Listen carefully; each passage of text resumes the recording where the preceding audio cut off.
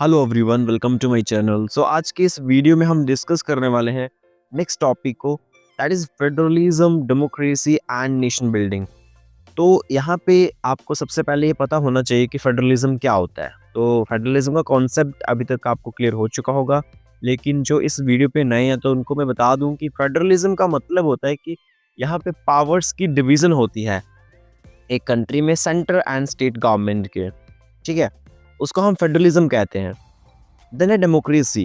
Democracy क्या होती है? तो डेमोक्रेसी मीन्स कि जब एक कंट्री में जो अथॉरिटी है, जो पावर है, वो अल्टीमेटली किसके पास एग्जिस्ट करते हैं? लोगों के पास। देखो, एक कंट्री को बड़े बड़े लीडर्स जो हैं वो गवर्न करते हैं, लेकिन उन लीडर्स को इलेक्ट लोगों के वोटों के थ्रू ही किया जाता है। अगर लोग वोट ही नहीं करेंगे तो वो कैसे इलेक्ट होंगे? तो इट मीन्स कि जो पावर है, जो डिसीजन मेकिंग पावर किसके हैंड में वेस्ट है? वो है लोगों के हैंड में। That is democracy. वो आगे डेमोक्रेसी। एंड डेमोक्रेसी बहुत सारे प्रिंसिपल्स पर है, जैसे कि इक्वालिटी होना, वो नेक्स्ट हम आगे डिस्कस करेंगे। देन है नेशन बिल्डिंग। तो नेशन बिल्डिंग में आपको नाम से पता चल रहा है कि नेशन को बिल्ड करने की बात हो रही है। तो यहाँ पे हम यही डिस्कशन करेंगे कि फेडरलिज्म का क्या रोल है नेशन को बिल्ड करने में, डेमोक्रेसी का क्या है। ठीक है, जब ये दोनों कंबाइन होते हैं, कौन कौन, फेडरलिज्म एंड डेमोक्रेसी, तो किस तरह का एक सिग्निफिकेंट रोल प्ले करते हैं नेशन को बिल्ड करने के लिए। तो आपको क्वेश्चन जो है आपके एग्जाम में जिस तरह से भी पूछा जाए, कि चाहे फेडरलिज्म डेमोक्रेसी का रिलेशनशिप हो, चाहे रिलेशनशिप के एस्पेक्ट से पूछा जाए, तो किसी भी एस्पेक्ट से पूछा जाए तो आप जो है इस कंटेंट को लिख सकते हो और मैक्सिमम मार्क्स जो है वो स्कोर कर सकते हो। तो स्टार्ट करते हैं इंट्रोडक्शन के साथ। तो इंट्रोडक्शन में मैंने नेशन बिल्डिंग से स्टार्ट किया हुआ है। तो नेशन बिल्डिंग जो है एक one of the most significant challenge है जो कि आज की मॉडर्न स्टेट्स के द्वारा फेस किया जाता है। ठीक है, अपने नेशन को बिल्ड करने के लिए, पर्टिकुलरली उन स्टेट्स की बात करें जो मार्क्ड होती हैं ethnic, linguistic, religious and cultural diversity से। इट मीन्स कि जहाँ पे multiple languages, multiple religions, multiple cultures जो है वो एग्जिस्ट करते हैं। एग्जाम्पल के तौर पे, as you know, that is India. And after independence और पॉलिटिकल ट्रांसफॉर्मेशन, सोसाइटीज़ जो हैं वो स्ट्रगल करती हैं एक शेयर्ड सेंस को क्रिएट करने के लिए। ठीक है, sense of identity and unity while maintaining diversity. कि इंडिपेंडेंस के बाद, पॉलिटिकल ट्रांसफॉर्मेशन के बाद सोसाइटीज़ जो है वो इस चीज़ के लिए स्ट्रगल करती हैं कि वो यूनिटी को मेंटेन करके रखें डाइवर्सिटी में, मीन्स कि अनेकता में एकता हो। ठीक है, जैसे इंडिया में है। तो इस कॉन्टेक्स्ट में जो डेमोक्रेसी है एंड फेडरलिज्म है वो एक क्रूशियल इंस्ट्रूमेंट्स की तरह एग्जिस्ट करते हैं नेशन को बिल्ड करने के लिए। राइट, ये प्रोवाइड करते हैं सिर्फ, देखो, ये सिर्फ इंस्टीट्यूशनल फ्रेमवर्क नहीं प्रोवाइड करते हैं गवर्नेंस के लिए, बट आल्सो उन वैल्यूज़ को, मैकेनिज्म्स को प्रोवाइड करते हैं जिनके थ्रू जो डाइवर्स ग्रुप्स हैं उनको अलाउ किया जाता है with in A common national framework, जो अकोमोडेट होते हैं, सर्वाइव करते हैं एक कॉमन नेशन फ्रेमवर्क में। क्लियर, ये हो गया इंट्रोडक्शन। नाउ नेक्स्ट है कि मीनिंग क्या होता है एक्चुअल में इसका, नेशन बिल्डिंग का। अगर आपसे कोई पूछे कि नेशन बिल्डिंग क्या है, नेशन बिल्डिंग, तो आप क्या कहेंगे? ठीक है, तो यहाँ पे मीनिंग आप देख सकते हो कि नेशन बिल्डिंग जो है एक प्रोसेस है जिसके थ्रू जो पॉलिटिकल लीडर्स हैं, इंस्टीट्यूशंस हैं एंड सिटीजन्स हैं, वो वर्क टुगेदर करते हैं आपस में मिल के, ताकि एक सेंस ऑफ नेशनल आइडेंटिटी, एक नेशनल आइडेंटिटी को बिल्ड किया जाए, डेवलप किया जाए एंड यूनिटी को बिल्ड किया जाए, स्टेबिलिटी को एंड कॉमन पर्पस को। एंड अल्टीमेटली कहने का मतलब है कि नेशन को बिल्ड करना, हर एक एस्पेक्ट से नेशन को ट्रांसफॉर्म करने की यहाँ पे बात हो रही है। ठीक है, it is not mainly about constructing political institutions. तो पॉलिटिकल इंस्टीट्यूशंस को सिर्फ कंस्ट्रक्ट कर लेना वो कोई नेशन बिल्डिंग नहीं हुआ, जो उसको हम नेशन बिल्डिंग नहीं कहेंगे, बट आल्सो स्ट्रेंथन करना सोशल कोहेशन को, सब सोशल डेवलपमेंट करना, इंक्लूसिव डेवलपमेंट करना, मतलब कि हर एक एस्पेक्ट से ट्रांसफॉर्म करना नेशन को, और उसमें जो लोग रहते हैं वो लॉयल होने चाहिए अपनी स्टेट के toward. That is nation building, उसको हम नेशन बिल्डिंग कहेंगे। क्लियर, यह है मीनिंग ऑफ नेशन बिल्डिंग। और यहाँ पे अब एग्जाम्पल आप देख सकते हो कि जो एफर्ट्स थे इंडिया के आफ्टर इंडिपेंडेंस इंटीग्रेट करने के लिए प्रिंसली स्टेट्स को। आपको पता है कि जब इंडिया जो है इंडिपेंडेंट हुआ तो उसके बाद एक मेजर चैलेंज जो इंडिया के लिए था वो था कि प्रिंसली स्टेट्स को आप इंडियन यूनियन में मर्ज करना। तो आपको ये भी पता है कि वहाँ पे एक सिग्निफिकेंट रोल प्ले किया गया था, किसके द्वारा? सरदार वल्लभ भाई पटेल की बहुत बड़ी कंट्रीब्यूशन है इन स्टेट्स को इंडियन यूनियन के साथ मर्ज करने के लिए, ठीक है। देन अडॉप्ट किया एक न्यू कॉन्स्टिट्यूशन को एंड लिंग्विस्टिक रीऑर्गेनाइजेशन हुई। यहाँ पे आपको पता है 1956 में स्टेट्स को जो है Andhra Pradesh I think first state बनी थी जो कि लैंग्वेज के बेसिस पे। तो इस तरह से जो है ये सारी चीज़ें जो है रिफ्लेक्ट करती हैं प्रोसेस ऑफ नेशन बिल्डिंग को, ठीक है। ये जो पूरा प्रोसेस है नेशन बिल्डिंग का, इसको जो है रिफ्लेक्ट करती हैं सारी चीज़ें। तो ये आगे इसके अंडर एग्जाम्पल, ठीक है, जो कि आप अपने एग्जाम में लिखोगे। अब आते हैं मेन टॉपिक पे। मेन टॉपिक हमारे पास है that is relationship between federalism, democracy and nation building. तो नेक्स्ट है कि यहाँ पे कि democracy, federalism and nation building जो है वो क्लोजली इंटरकनेक्टेड कॉन्सेप्ट्स हैं, वो आपस में इंटरलिंक्ड हैं, आपस में रिलेट करते हैं एक दूसरे के साथ, तीनों टॉपिक्स, ठीक है। तो सबसे पहले डेमोक्रेसी जो है वो लेजिटिमेसी प्रोवाइड करती है, मीन्स की power plus authority. And federalism जो है वो यूनिटी की बात करता है डाइवर्सिटी में, ठीक है, अनेकता में एकता की बात करता है। एंड टुगेदर जब आपस में कॉम्बिनेशन इनका बनता है तो ये स्ट्रेंथन करते हैं प्रोसेस ऑफ नेशन बिल्डिंग का। इट मीन्स कि नेशन को बिल्ड करते हैं। देन है यहाँ पे first point that is you can see democracy and nation building. तो सबसे पहले देखिए क्या रिलेशनशिप है डेमोक्रेसी नेशन बिल्डिंग के बीच में। तो डेमोक्रेसी जो है वो बेस्ड ऑन है प्रिंसिपल ऑफ इक्वालिटी, कि हर एक पर्सन के पास इक्वालिटी होनी चाहिए एक स्टेट में, ठीक है। चाहे किसी भी एस्पेक्ट में, एजुकेशन के में बात करें इक्वालिटी की, किसी भी एक्ट के थ्रू, मैरिज लॉज की बात करें, हर एक पर्सन को इक्वालिटी है, ठीक है। कोई किसी पर कोई डिस्क्रिमिनेशन नहीं होगा। रिप्रेजेंटेशन के बेसिस पे, पार्टिसिपेशन के बेसिस पे लोग जो है पार्टिसिपेट करेंगे डिसीजन मेकिंग प्रोसेसेस में, है ना। इन प्रिंसिपल के बेसिस पे है डेमोक्रेसी। ये अलाउ करती है सिटीजन्स को कि वो पार्टिसिपेट करें गवर्नेंस में, इलेक्शंस के थ्रू, पॉलिटिकल पार्टीज के थ्रू एंड सिविक एंगेजमेंट के थ्रू। तो इसकी जो कंट्रीब्यूशन है किसकी, डेमोक्रेसी की नेशन को बिल्ड करने के लिए बहुत क्रूशियल है, इमेंस है, ठीक है। उसको अब हम नेक्स्ट डिस्कस करते हैं। जो फर्स्ट पॉइंट इसके अंडर आता है that is you can see legitimacy through participation. तो लेजिटिमेसी मैंने आपको बताया था कि पावर प्लस अथॉरिटी। तो जब लोगों के पास पावर प्लस अथॉरिटी आती है पार्टिसिपेशन के थ्रू, तो ये चीज कौन प्रोवाइड करता है, डेमोक्रेसी, ठीक है। So why giving all groups to the right to vote, हर एक पर्सन को राइट टू वोट जब हम प्रोवाइड करते हैं, उनके जो वॉइस है उसको रेज करते हैं, उनके ओपिनियंस को हम रेज करते हैं, इस कॉन्टेक्स्ट में डेमोक्रेसी है वो लेजिटिमेसी को स्ट्रेंथन करती है स्टेट की या लोगों की आप बात करो, ठीक है। देन है next point that is conflict management. तो देखो एक डाइवर्स सोसाइटी में डेमोक्रेसी जो है कुछ पीसफुल चैनल्स को प्रोवाइड करती है, जैसा कि डिबेट है, इलेक्शंस हैं, जुडिशियल रिव्यू है, रिजॉल्व करने के लिए डिफरेंसेस को, ठीक है। जुडिशियल रिव्यू वही हो गया कि अगर कोई ऐसा लॉ क्रिएट किया जाता है जो कि हमारी कॉन्स्टिट्यूशनल प्रोविजंस के अकॉर्डिंग नहीं है, तो जब जुडिशियल इसको रिव्यू करती है उसी को हम जुडिशियल रिव्यू कहते हैं। और वहाँ पे अगर देखा जाए कि ये लॉ कॉन्स्टिट्यूशन के अकॉर्डिंग नहीं है तो उसको उसी टाइम पे नल एंड वॉइड डिक्लेयर कर दिया जाता है, ठीक है।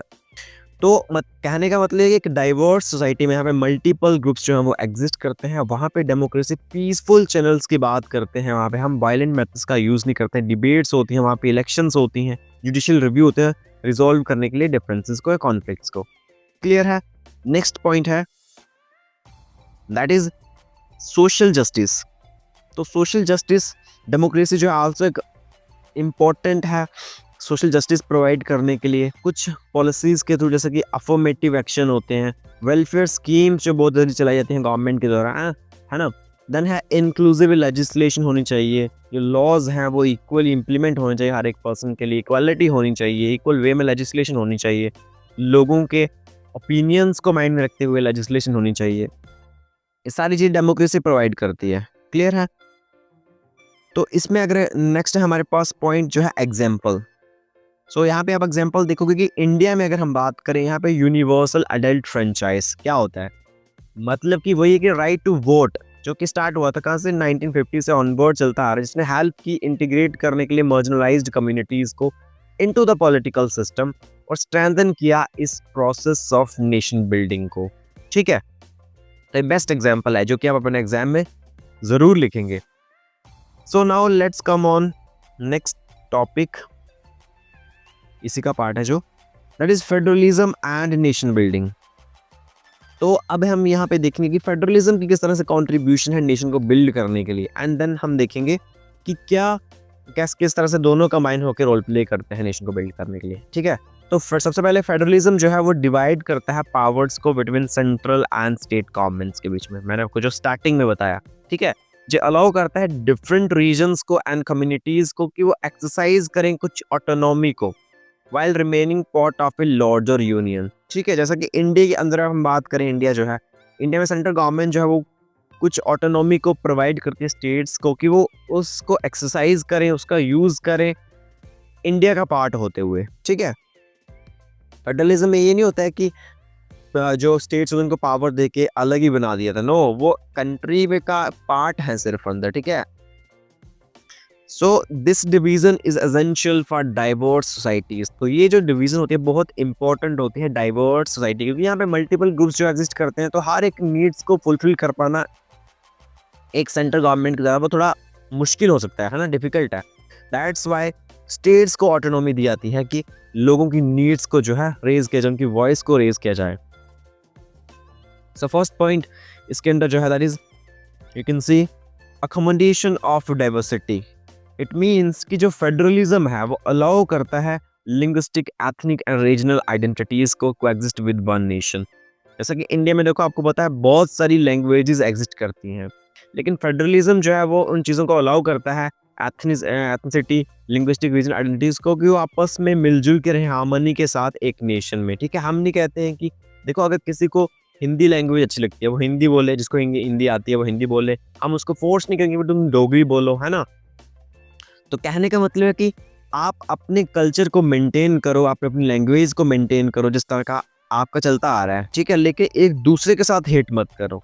ठीक है, एक दूसरे के साथ हमने हेट नहीं करनी है, ये चीज़ कहता है फेडरलिज्म। तो ये भी एक सिग्निफिकेंट कॉन्ट्रीब्यूशन है फेडरलिज्म की नेशन को बिल्ड करने के लिए, है ना। जब हम आपस में मिलजुल के रहेंगे तो तभी तो हमारा नेशन बिल्ड होगा। जब आपस में एक कंट्री में लोग ही एक दूसरे के साथ हेटनेस की फीलिंग रखेंगे तो कैसे नेशन बिल्ड होगा, राइट। सो नेक्स्ट पॉइंट है डिसेंट्रलाइज्ड गवर्नेंस। तो डिसेंट्रलाइजेशन आपको पता है कि यहाँ पे वही पावर की डिवीजन होना, डिसेंट्रलाइजेशन को बोलेंगे, है ना। तो फेडरलिज्म जो है वो डिसीजन मेकिंग को क्लोजर लाता है लोगों के पास, उनकी पार्टिसिपेशन ट्रस्ट को एनहांस करते हुए। इट मीन्स देखो, जब सेंट्रल गवर्नमेंट, जैसे इंडिया में हम बात करें, हम इंडिया को एग्जाम्पल हम इंडिया की लेंगे, ठीक है, क्योंकि हम इंडिया में रहते हैं, राइट। सो इंडिया के अंदर जो सेंट्रल गवर्नमेंट है वो वहाँ पे क्या होता है कि स्टेट्स को कुछ ऑटोनॉमी प्रोवाइड की जाती है। तो अगर जो लोग हैं स्टेट्स के, डिफरेंट ग्रुप्स एग्जिस्ट करते हैं, अगर उनको अपनी वॉइस जो है, अपनी डिमांड्स को नेशनल लेवल तक पहुंचाना, तो वो उनके लिए डिफ़िकल्ट हो जाएगा, है ना। इसीलिए स्टेट्स को वहाँ जहाँ पे वो रहते हैं, जिस एरिया में जो स्टेट है उसी के अंडर वो लोग आते हैं, इसलिए स्टेट्स को ऑटोनॉमी दी जाती है, जिससे जो पीपल हैं उस स्टेट के, वो अपनी स्टेट गवर्नमेंट को पहले इन्फॉर्म करेंगे अपनी डिमांड्स के रिगार्डिंग, देन उनकी स्टेट गवर्नमेंट जो है उनकी डिमांड को नेशनल लेवल पर लेके जाएगी और ऑटोनॉमी की डिमांड करेगी। हमें जो मतलब लोग हमारे जो हैं हमारे स्टेट के इस चीज़ की डिमांड कर रहे हैं, राइट। आप समझ पा रहे हो मैं क्या कहना चाह रहा हूँ आपसे, है ना। तो इससे क्या होगा, लोग जो है पार्टिसिपेट करेंगे डिसीजन मेकिंग में, है ना। उनकी जो पार्टिसिपेशन है वो इम्प्रूव होगी एंड उनका जो ट्रस्ट बिल्ड होगा गवर्नमेंट में कि हाँ जी हमारी नीड्स को फुलफिल किया जा रहा है। हमने अपनी गवर्नमेंट को बताया स्टेट की, और स्टेट गवर्नमेंट ने हमारी डिमांड कहाँ तक पहुँचाई, नेशनल लेवल पे सेंट्रल गवर्नमेंट तक, राइट। तो ये भी एक बहुत बड़ी कंट्रीब्यूशन है फेडरलिज्म की। देन है फ्लेक्सिबिलिटी। तो फ्लेक्सिबिलिटी में पॉइंट है कि एसिमेट्रिकल फेडरलिज्म। तो एसिमेट्रिकल फेडरलिज्म क्या होता है, इट मींस कि कुछ स्पेशल प्रोविजंस दी जाती हैं कुछ रीजन्स को, कुछ स्टेट्स को। एग्जांपल अगर आपको मैं दूं, जैसे कि इंडिया की 7 सिस्टर स्टेट्स हैं जो नॉर्थ ईस्टर्न पार्ट है, ठीक है, अरुणाचल प्रदेश वगैरह, मिजोरम, मेघालय, आसाम, ठीक है, जितनी भी 7 स्टेट्स जो हैं नॉर्थ ईस्टर्न की, तो उनको कुछ जो स्पेशल प्रोविजंस दी जाती हैं, चाहे उनकी बैकवर्डनेस को ख़त्म करने के लिए, चाहे किसी और, आल्दो कॉन्स्टिट्यूशन नहीं कहता है कि इन प्रोविजंस को देने के लिए, ठीक है। तो उसको हम एसिमेट्रिकल फेडरलिज्म कहेंगे, ठीक है। यहाँ पे लिखा भी हुआ है कि एसिमेट्रिकल फेडरलिज्म मीन्स कि स्पेशल प्रोविजंस देना कुछ रीजन्स को, जैसा कि नॉर्थ ईस्ट इंडिया है ना, क्यूबेक की बात करें हम कनाडा में है, जो कि सक्सेशनिस्ट टेंडेंसीज को जो है प्रिवेंट करते हैं। यहाँ पे जो बैकवर्डनेस है उन एरियाज के, उनको इम्प्रूव करने के लिए, नेशन को बिल्ड करने के लिए, राइट। सो नेक्स्ट है पॉइंट एग्जाम्पल। तो एग्जाम्पल देखो, इसमें क्या है कि linguistic reorganisation of Indian states in 1956। It means कि 1956 में जो रीऑर्गेनाइजेशन थी, जो लैंग्वेज के बेसिस पे जब स्टेट्स को एस्टैब्लिश किया गया, रीऑर्गेनाइज किया गया, उसने अलाउ किया कल्चरल ग्रुप्स को कि वो प्रिजर्व करें अपनी आइडेंटिटी को with in the Indian nation state, reducing tensions. वही मैंने आपको पहले बताया कि जब रीऑर्गेनाइजेशन हुई 1956 में, स्टेट्स को रीऑर्गेनाइज किया गया, तो वहाँ पे क्या हुआ कि डिफरेंट कल्चरल ग्रुप्स जो थे, डिफरेंट लोग जो लैंग्वेजेस बोलते थे, है ना, कल्चर्स जो अपने अपने कल्चर्स को प्रिजर्व करें, ये कहा गया उनसे कि अपनी आइडेंटिटी को मेंटेन करें, लेकिन पार्ट वो इंडियन यूनियन का ही रहेंगे, साथ में एक दूसरे के साथ हेट नहीं करेंगे वो, ठीक है। जब लैंग्वेज की बेसिस पे स्टेट्स बनी तो एक दूसरे के साथ स्टेट्स जो है आपस में कॉन्फ्लिक्ट वगैरह नहीं करेंगे, टेंशंस नहीं होंगी वहाँ पे, ठीक है। इसी की बात हो रही है यहाँ पे। सो नेक्स्ट है हमारे पास कि अब हमारे पास है कि डेमोक्रेसी एंड फेडरलिज्म आपस में कंबाइन होकर टुगेदर कैसे नेशन को बिल्ड करते हैं, ठीक है। अब आते हैं इस टॉपिक पे। तो डेमोक्रेसी एंड फेडरलिज्म जो है वो इंटरलिंक्ड है, मैंने को स्टार्टिंग बताया, जब एक कंबाइन होते हैं और ये फॉर्म करते हैं powerful mechanism for nation building. जब आपस में कंबाइन होते हैं ना, तो एक बहुत सिग्निफिकेंट रोल प्ले करते हैं हमारे नेशन को बिल्ड करने के लिए, ठीक है। चाहे हम नेशन बिल्डिंग और नेशनल डेवलपमेंट का हो जाए, ठीक है। सो फर्स्ट पॉइंट जो इसके अंडर आता है दैट इज इंक्लूसिव रिप्रेजेंटेशन। तो इंक्लूसिव नाम आपको इक्वालिटी की बात हो समझ जाओ आप, ठीक है, इक्वल रिप्रेजेंटेशन होना। तो फेडरल डेमोक्रेसी, देखो फेडरलिज्म प्लस डेमोक्रेसी हमने, हाँ, डेमोक्रेसी को हमने बना दिया फेडरल डेमोक्रेसी।